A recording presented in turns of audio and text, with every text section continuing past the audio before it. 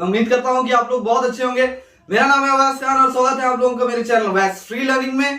तो जैसा कि आप लोग जानते हैं कि हमारी इससे पहली वाली वीडियो जो थी वो फिजिक्स के टॉपिक के ऊपर थी। इलेक्ट्रिसिटी का सबसे पहला वाला हमारा टॉपिक था, जिसमें हम लोगों ने बात किया था आपका इलेक्ट्रिक पोटेंशियल के बारे में, और साथ ही साथ हम लोगों ने डिस्कस किया था फ्लो ऑफ करंट के बारे में। तो अगर वो वीडियो आप लोगों ने नहीं देखी है तो वीडियो के डिस्क्रिप्शन में मैं आप लोगों को उसकी लिंक भेज दूंगा और आप लोग उसे जाकर जरूर देखें। It will be very beneficial for you guys.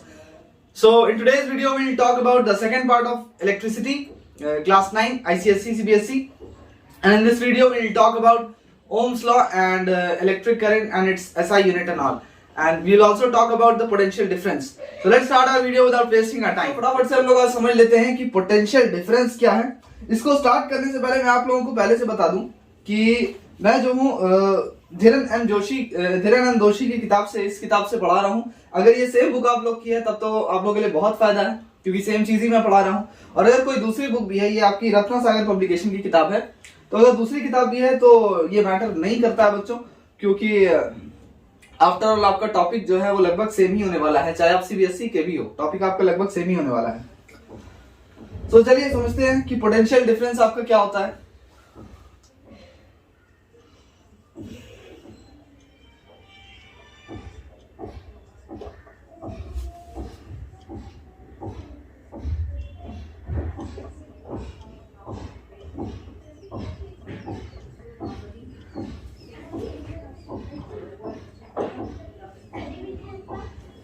अब देखिए मैं बता दूं कि इलेक्ट्रिकल सिस्टम में क्या होता है कि कोई भी दो पॉइंट है अगर आपका इलेक्ट्रिक फील्ड में, तो उसके बीच का जो पोटेंशियल डिफरेंस होता है वो ज्यादा यूजफुल होता है किसी भी एब्सोल्यूट पोटेंशियल पे एट एनी पॉइंट। तो मैं आपको बता देता हूं कि पोटेंशियल डिफरेंस क्या होता है। मान लेते हैं कि आपका दो पॉइंट है, आपका ये आपका पॉइंट ए है और ये आपका पॉइंट बी है, ठीक है। इस तरह से हम लोग मान लेते हैं। अब देखिए पोटेंशियल डिफरेंस उसे कहते हैं कि फॉर एग्जांपल दो पॉइंट है आपका इलेक्ट्रिक फील्ड में। अब यहां पर जितना काम किया जा रहा है किसी यूनिट पॉजिटिव चार्ज को एक पॉइंट से दूसरे पॉइंट पर लाने में, फॉर एग्जांपल ये आपका यूनिट पॉजिटिव चार्ज है क्यू, इसको हम लोग मान लेते हैं, इसको चार्ज मान लेते हैं, ठीक है। अब जितना काम इस चार्ज को इस पॉइंट से इस पॉइंट पे लाने में किया जा रहा है, जितना काम, the amount of work done in bringing the unit positive charge from one point two the other point, ठीक है, एक पॉइंट से दूसरी पॉइंट पे जितना काम किया जा रहा है इस चार्ज को यहां से यहां लाने में, उसको हम लोग कहते हैं पीडी, यानी कि पोटेंशियल डिफरेंस। सबसे पहली बात मैं आप लोगों को बता दूं, जिसको हम लोग अब्रिविएट करते हैं एज पीडी, यानी कि इसका शॉर्ट फॉर्म हम लोग बोल सकते हैं। और एक चीज और बता देता हूं कि पोटेंशियल डिफरेंस जो है वो स्केलर क्वांटिटी है आपका, ठीक है, it's a scalar quantity, so you have to keep it in mind. Such questions can be asked that whether it is a scalar quantity or vector quantity and how is it abbreviated. So it is abbreviated as PD, that is potential difference. तो अब आप लोगों को इसकी definition जो है उसे याद करने में आसानी होगी, मैं लिखा भी देता हूं, just note it down. Potential difference between two points in an electric field is defined as the amount of work done in bringing a unit positive charge from one point to the other point, ठीक है। तो इसका definition जो है वो पक्के तौर पे मैं बता रहा हूं, ये high chances that it can come in your exam, it's very important. अब देखिए हम लोग बात कर लेते हैं पोटेंशियल डिफरेंस जो है उसको मेजर किस इंस्ट्रूमेंट का इस्तेमाल करके करते हैं। सच क्वेश्चंस कैन बी आस्क्ड। इसको वोल्ट मीटर का इस्तेमाल करके हम लोग करते हैं, वोल्ट मीटर, ठीक है। पोटेंशियल डिफरेंस को हम लोग मापते हैं वोल्ट मीटर का इस्तेमाल करके। अब देखिए वोल्ट मीटर को हमेशा पैरेलल में कनेक्ट किया जाता है, दो पॉइंट से कनेक्ट किया जाता है, across which the potential difference is to be measured. दो पॉइंट के अक्रॉस जो है वोल्ट मीटर को कनेक्ट किया जाता है पैरेलल में, दो पॉइंट के अक्रॉस, ठीक है। अब जिस भी दो पॉइंट का पोटेंशियल डिफरेंस मापना चाहते हैं उसी से कनेक्ट किया जाता है आपके वोल्ट मीटर को। Now we will talk about electric current and its SI unit. तो चलिए फटाफट से इसे बता लेते हैं।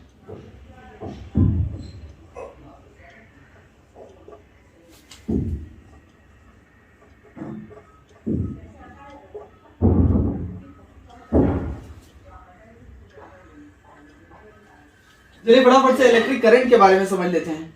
अब देखिए rate of flow of charge को किसी भी सर्किट में, rate of flow of charge को हम लोग कहते हैं electric current. So you can note it down, the definition of electric current, the rate of flow of charge in a circuit the rate of flow of charge in a circuit is called electric current.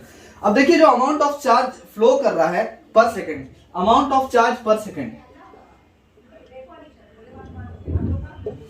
Amount of flow of charge, ठीक है, कितना amount charge flow कर रहा है, कितना ज्यादा charge flow कर रहा है पर सेकंड, कितना ज्यादा चार्ज फ्लो कर रहा है पर सेकंड, इसी रेट को हम लोग कहते हैं इलेक्ट्रिक करंट। अब जैसा कि हम लोग जानते हैं कि Q जो होता है वो चार्ज होता है, Q चार्ज को डिनोट करता है, ठीक है। और साथ ही साथ मैं बता दूं कि यहां पर कंडक्टर का जो टाइम हम लोग मान रहे हैं, टाइम आपका T है, T टाइम डिनोट कर रहा है। उसी तरीके से आपका करंट जो है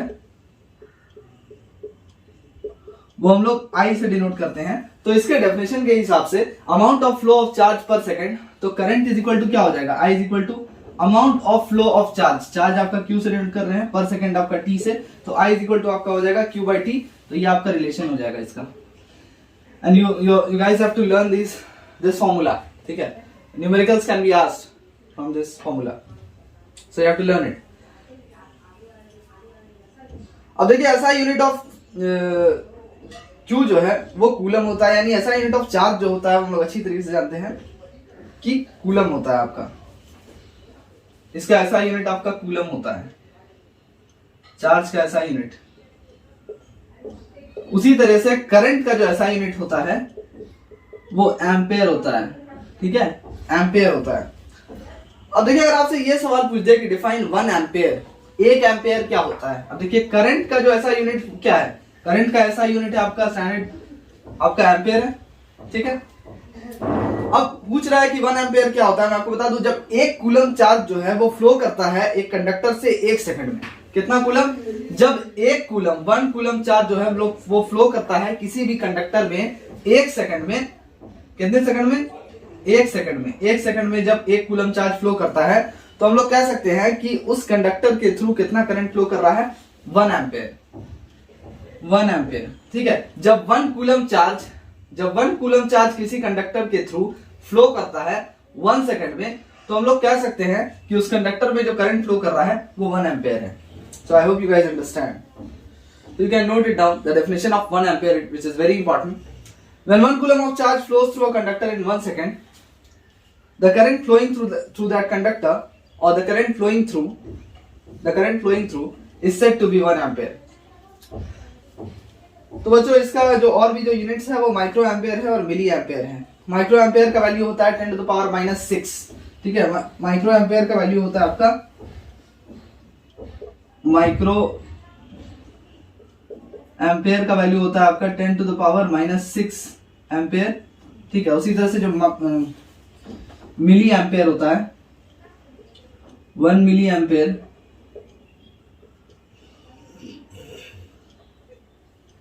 इसका वैल्यू होता है आपका 10 to the power -3 एम्पेयर, ठीक है। Just note it down, it's important. इससे भी आपका न्यूमेरिकल्स में जब सवाल आएगा अगर माइक्रो एम्पेयर के हिसाब से, तो you should be knowing these units as well. तो चलिए फटाफट से बात कर लेते हैं कि किन इंस्ट्रूमेंट्स का हम लोग इस्तेमाल करते हैं करंट का वैल्यू मापने में, ठीक है। सो लेट्स रब इट फर्स्ट।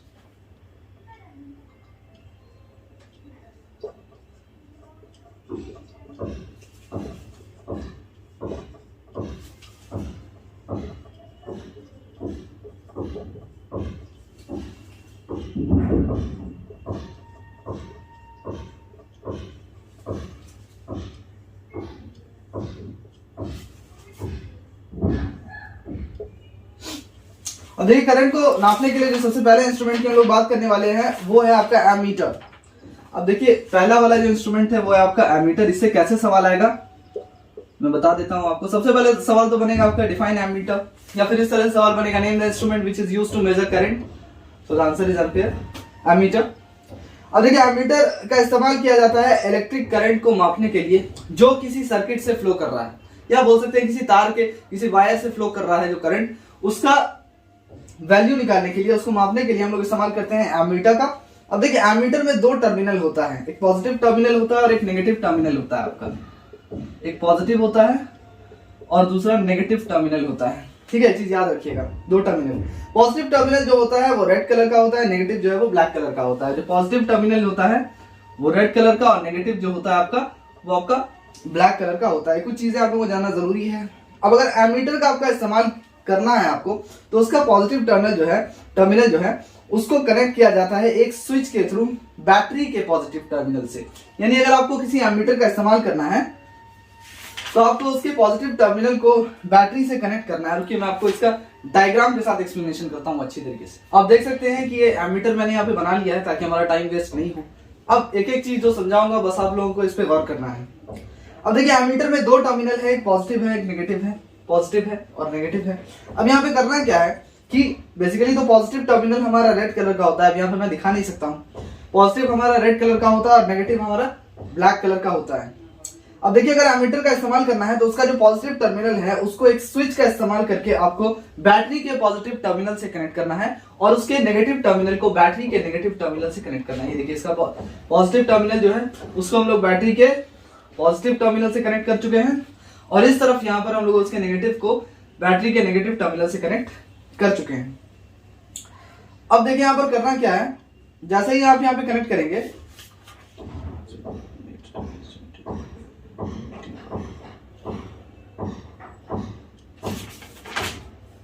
जैसे ही करंट यहाँ पे फ्लो होना स्टार्ट हो जाएगा तो नीडल जो होगा एमीटर का जो आपका 0 मार्क पे था वो डिफ्लेक्ट करेगा टुवर्ड्स राइट। यानी ये जो आपका 0 मार्क पे था पहले ये नीडल यहाँ पर होगा, 0 मार्क पे होगा, ऐसे होगा कुछ, ठीक है। अब ये आपका राइट की तरफ डिफ्लेक्शन शो करेगा, डिफ्लेक्ट करना स्टार्ट होगा और करंट को आप रीड कर सकते हैं एम्पियर के टर्म्स में, विच इज द ऐसा यूनिट ऑफ करंट स्केल पे। अब देखिए ये तो हमारा एमीटर की कहानी थी। Now will talk about galvanometer. अब जिस तरह से आप एमीटर का इस्तेमाल करके करंट को माप सकते हैं उस तरह से एक और डिवाइस है जिसका नाम है गैल्वेनोमीटर, ठीक है, गैल्वेनोमीटर। तो ये हमारा दूसरा डिवाइस है जिसका इस्तेमाल हम लोग करते हैं लो करंट्स को मापने में। ज्यादा हाई करंट नहीं है, लो करंट है, कम उसका वैल्यू है, तो फिर हम लोग उस तरह के करंट को मापने में गैल्वेनोमीटर का इस्तेमाल करते हैं। जिस तरह से एमीटर को कनेक्ट किया जाता है इसको भी आप सीरीज में कनेक्ट कर सकते हैं सर्किट में। इसको देखिए हम लोगों ने पैरेलल में नहीं बल्कि बड़ी आसानी से सीरीज में कनेक्ट किया है। Now will talk about ohms law. Ohm's law क्या होता है, उससे किस तरह से सवाल आएगा, ठीक है, इन सारी चीजों के बारे में लोग बात कर लेते हैं। So let's rub it first. You can take the screenshot of this. यहां पे मैं एक चीज और लिखा देता हूं आप लोग को। ये लो करंट्स को मापने के लिए गैल्वेनोमीटर का इस्तेमाल किया जाता है। अगर सवाल ये बन जाए कि कौन से इंस्ट्रूमेंट का इस्तेमाल किया जाता है लो करंट्स को मापने के लिए, तो फिर वो गैल्वेनोमीटर आंसर होगा। एमीटर लिख के मत आ जाइएगा।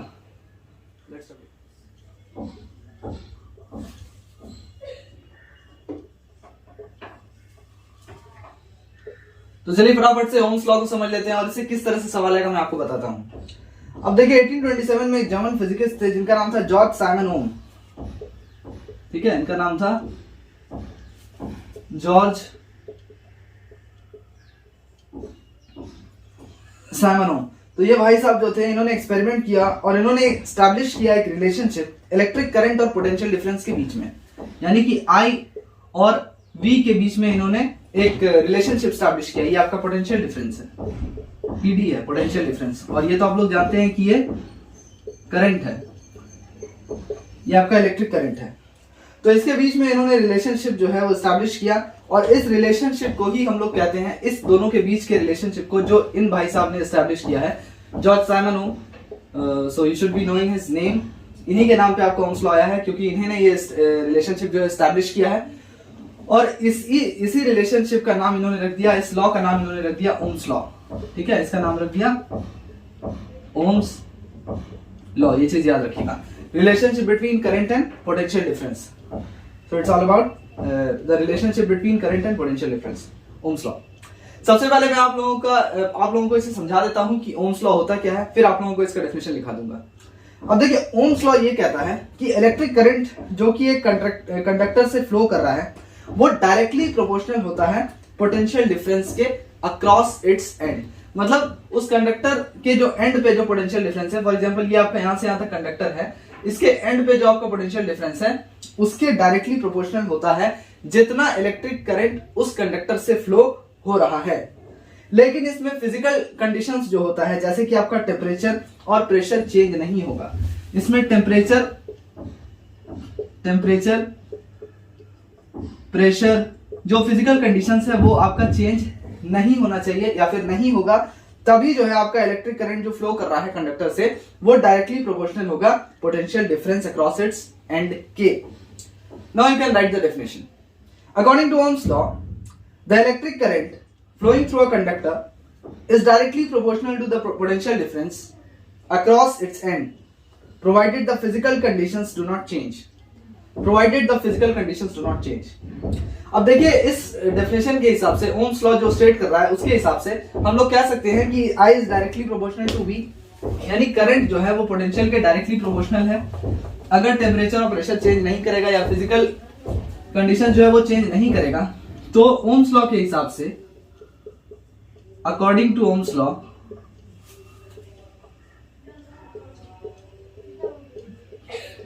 ओम्स लॉ के हिसाब से हम लोग नहीं कह सकते हैं कि करंट जो हो जाएगा वो directly proportional to potential difference, यानी कि V हो जाएगा। V से डिनोट करते हैं पोटेंशियल डिफरेंस को। अब देखिए V जो है वो डायरेक्टली प्रोपोर्शनल टू I हो जाएगा या फिर I जो है वो डायरेक्टली प्रोपोर्शनल टू V हो जाएगा। लेकिन कांस्टेंट फिजिकल कंडीशंस पे temperature and pressure should not change. इसको हम लोग इस तरह से भी लिख सकते हैं कि V इज इक्वल टू, हम लोग जानते हैं कि V का वैल्यू जो होता है वो R इंटू आई होता है, ठीक है। इसको हम लोग इस तरह से भी लिख सकते हैं, V is equal to R into I. R यहाँ पर जो है वो कांस्टेंट है और ये कंडक्टर का रेजिस्टेंस है, कंडक्टर का रेजिस्टेंस है ये। R जो है ये कंडक्टर का रेजिस्टेंस है, इस वजह से हम लोग इसको लिख सकते हैं V is equal to R into I, क्योंकि ये यहाँ पे कांस्टेंट रहता है, ये यहाँ पे कांस्टेंट है, इस वजह से हम लोगों ने इसे मल्टीप्लाई कर दिया है करंट से। अब देखिए वैल्यू जो होगा यहाँ पर रेजिस्टेंस का, ये जो रेजिस्टेंस आप देख रहे हैं जो कांस्टेंट है, इसका जो वैल्यू होगा ये नेचर, लेंथ और टेम्परेचर पे डिपेंड करता है। क्या चीज पे? ये जो वैल्यू है रेजिस्टेंस का, इससे सवाल यहाँ पे बनेगा कि रेजिस्टेंस का वैल्यू किन फैक्टर्स पे डिपेंड करता है। तो चलिए हम लोग यहाँ पर लिख लेते हैं कि किन फैक्टर्स पे डिपेंड करता है। तो ये आपका नेचर, लेंथ, टेम्परेचर और एरिया ऑफ क्रॉस सेक्शन।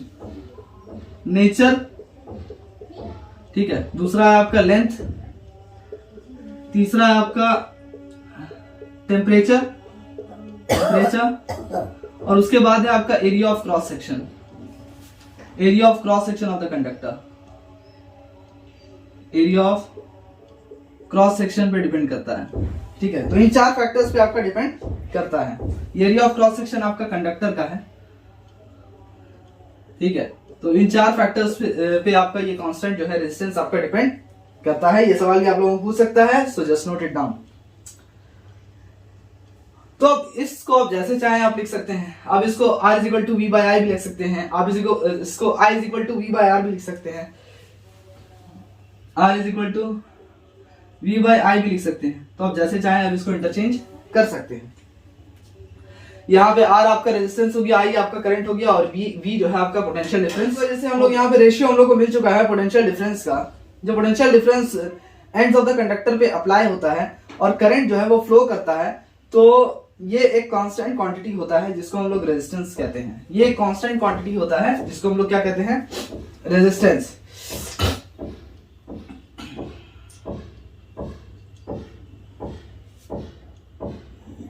तो आप लोग यहां पे लिख सकते हैं रेजिस्टेंस का definition. The ratio of potential difference applied between the ends of a conductor and the current flowing through it is a constant quantity called resistance, is a constant quantity called resistance। देखिए आप लोगों को इस relation में ही इसका definition मिल जाएगा। जैसे कि आप देख सकते हैं, the ratio of potential difference applied between the ends of the conductor. लोग जानते हैं कि पोटेंशियल डिफरेंस जो एंड पे ही अप्लाई करता है, and the current following is a constant quantity called resistance. तो इसके रिलेशनशिप पे ही आप लोगों को डेफिनेशन मिल जाएगा। ये हमेशा याद रखिएगा। फिजिक्स में ज्यादातर जो आप लोगों को डेफिनेशन याद करना है वो उसका रिलेशनशिप देखकर ही याद करना है। It's very easy to learn in that way.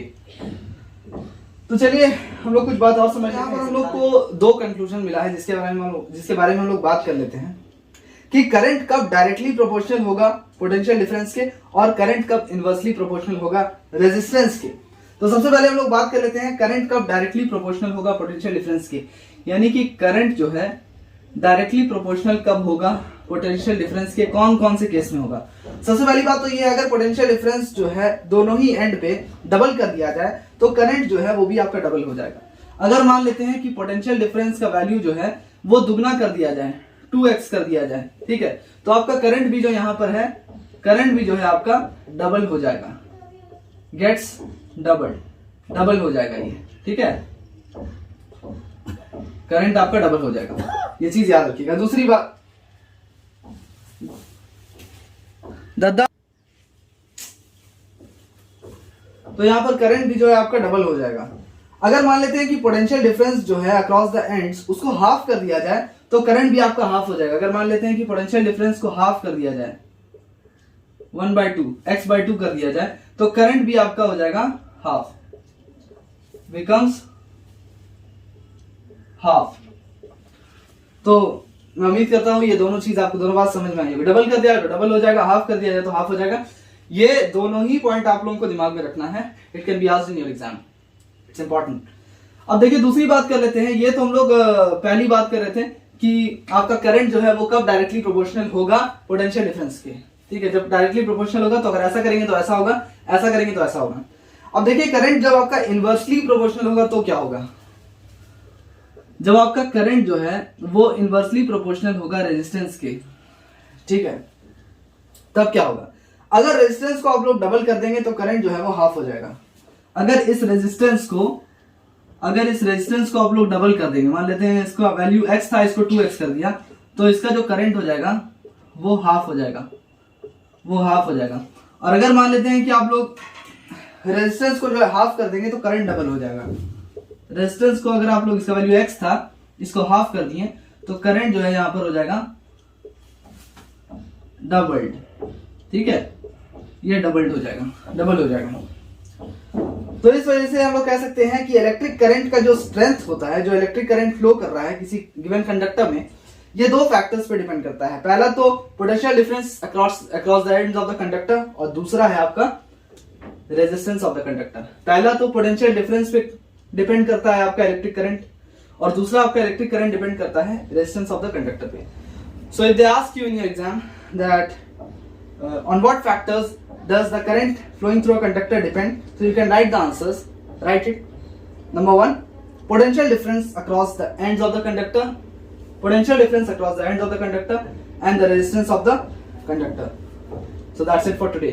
तो स्टूडेंट्स, मैं उम्मीद करता हूं कि आज की वीडियो आप लोगों को बहुत पसंद आई होगी, जिसमें हम लोगों ने पोटेंशियल डिफरेंस के बारे में बात किया है, साथ ही साथ हम लोगों ने इलेक्ट्रिक करंट और उसके एसआई यूनिट्स के बारे में बात किया है, डिफरेंट रिलेशनशिप्स के बारे में बात किया है, और साथ ही साथ हम लोगों ने ओम्स लॉ और किन फैक्टर्स पे आपका जो है electric current flowing through conductor depend करता है उसके बारे में ही बात की है।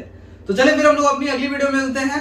सपोर्ट करते रहें, बने रहें मेरे साथ, मेरे चैनल वेस्ट फ्री लर्निंग में, और ज्यादा से ज्यादा बच्चों को जो है चैनल को वीडियोस को शेयर करें, चैनल के सब्सक्राइबर्स बढ़ाएं ज्यादा से ज्यादा, ताकि मेरी भी जो ऑडियंस है वो ज्यादा से ज्यादा हो। तो चलिए फिर अगली वीडियो में मिलते हैं इंशाल्लाह, तब तक के लिए गुड बाय, टेक केयर, अल्लाह हाफिज।